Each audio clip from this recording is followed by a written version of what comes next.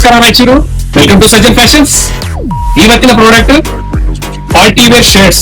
Party wear shirt ಅಂದ್ರೆ premium range ಅಲ್ಲಿ ಬಂದಿದೆ. Party wear shirt super quality ಇದೆ. ಅಬ್ಸರ್ವ್ ಮಾಡಬಹುದು ಡಿಸೈನರ್ ವರ್ಕ್ ಯಾವ ತರ ಇದೆ ಅಂತ ಹೇಳಿ.